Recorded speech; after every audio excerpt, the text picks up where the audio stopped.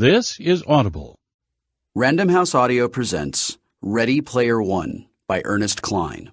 Read for you by Will Wheaton. Chapter 0. Everyone my age remembers where they were and what they were doing when they first heard about the contest. I was sitting in my hideout watching cartoons when the news bulletin broke in on my video feed, announcing that James Halliday had died during the night. I'd heard of Halliday, of course. Everyone had. He was the video game designer responsible for creating the Oasis, a massively multiplayer online game that had gradually evolved into the globally networked virtual reality most of humanity now used on a daily basis. The unprecedented success of the Oasis had made Halliday one of the wealthiest people in the world. At first, I couldn't understand why the media was making such a big deal of the billionaire's death. After all, the people of planet Earth had other concerns. The ongoing energy crisis, catastrophic climate change, widespread famine, poverty and disease, half a dozen wars. You know, dogs and cats living together, mass hysteria. Normally, the news feeds didn't interrupt everyone's interactive sitcoms and soap operas unless something really major had happened, like the outbreak of some new killer virus or another major city vanishing in a mushroom cloud. Big stuff like that. As famous as he was, Halliday's death should have warranted only a brief segment on the evening news so the unwashed masses could shake their heads in envy when the newscasters announced the obscenely large amount of money that would be doled out to the rich man's heirs. But that was the rub. James Halliday had no heirs. He had died a 67-year-old bachelor with no living relatives and, by most accounts, without a single friend. He'd spent the last 15 years of his life in self-imposed isolation, during which time, if the rumors were to be believed, he'd gone completely insane.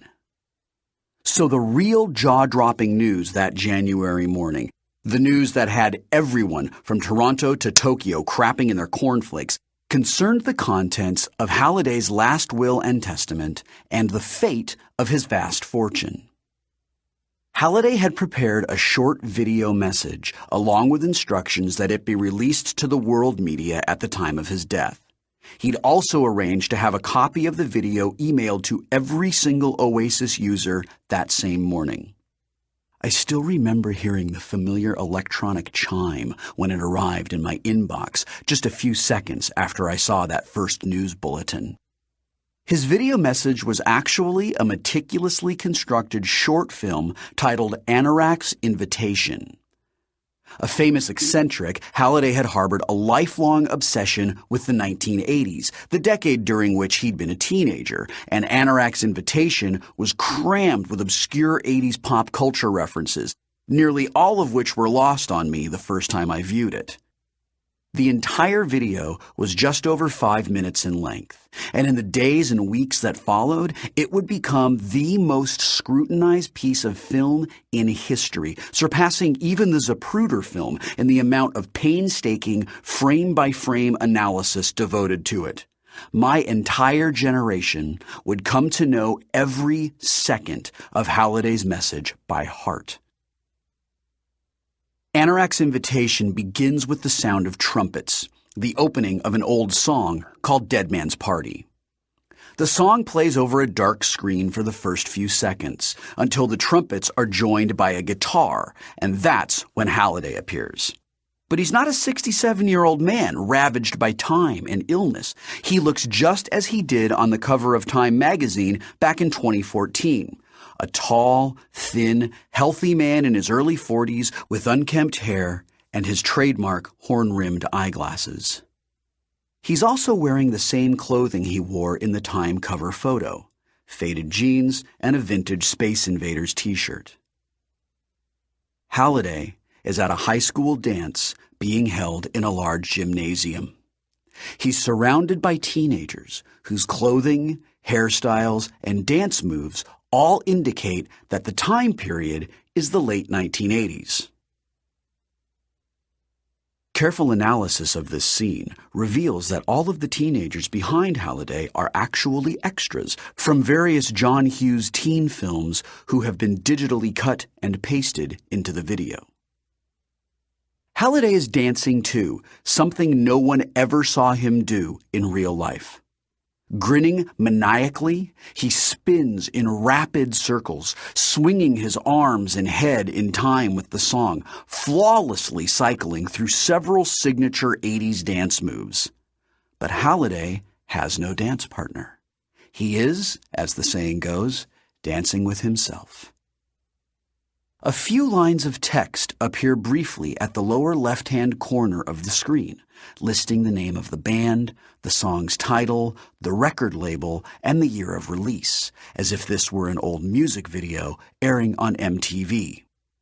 Oingo Boingo, Dead Man's Party, MCA Records, 1985. When the lyrics kick in, Halliday begins to lip-sync along, still gyrating. All dressed up with nowhere to go, walking with a dead man over my shoulder. Don't run away, it's only me. He abruptly stops dancing and makes a cutting motion with his right hand, silencing the music. At the same moment, the dancers and the gymnasium behind him vanish, and the scene around him suddenly changes. Halliday now stands at the front of a funeral parlor, next to an open casket. His surroundings are actually from a scene in the 1989 film Heathers. Halliday appears to have digitally recreated the funeral parlor set and then inserted himself into it. A second, much older Halliday lies inside the casket, his body emaciated and ravaged by cancer. Shiny quarters cover each of his eyelids.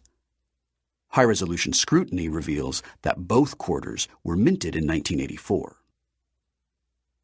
The younger Halliday gazes down at the corpse of his older self with mock sadness, then turns to address the assembled mourners.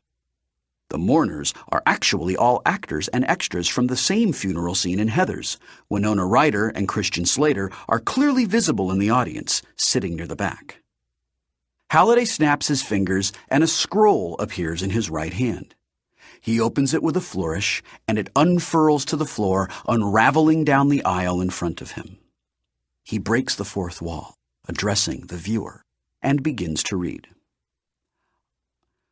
I, James Donovan Halliday, being of sound mind and disposing memory, do hereby make, publish, and declare this instrument to be my last will and testament, hereby revoking any and all wills and codicils by me at any time heretofore made. He continues reading, faster and faster, plowing through several more paragraphs of legalese until he's speaking so rapidly that the words are unintelligible. Then he stops abruptly. Forget it, he says. Even at that speed, it would take me a month to read the whole thing. Sad to say, I don't have that kind of time. He drops the scroll and it vanishes in a shower of gold dust. Let me just give you the highlights. The funeral parlor vanishes and the scene changes once again. Halliday now stands in front of an immense bank vault door. My entire estate, including a controlling share of stock in my company, Gregarious Simulation Systems, is to be placed in escrow until such time as a single condition I have set forth in my will is met. The first individual to meet that condition will inherit my entire fortune, currently valued in excess of $240 billion. The vault door swings open and Halliday walks inside. The interior of the vault is enormous, and it contains a huge stack of gold bars, roughly the size of a large house. Here's the dough I'm putting up for grabs, Halliday says, grinning broadly.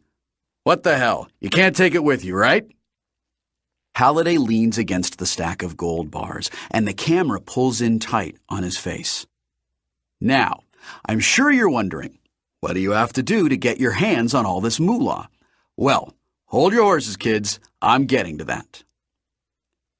He pauses dramatically. his expression changing to that of a child about to reveal a very big secret. Halliday snaps his fingers again and the vault disappears. In the same instant, Halliday shrinks and morphs into a small boy wearing brown corduroys and a faded The Muppet Show t-shirt. Halliday now looks exactly as he did in a school photo taken in 1980 when he was 8 years old. The young Halliday stands in a cluttered living room with burnt orange carpeting, wood-paneled walls, and kitschy late 70s decor. A 21-inch Zenith television sits nearby with an Atari 2600 game console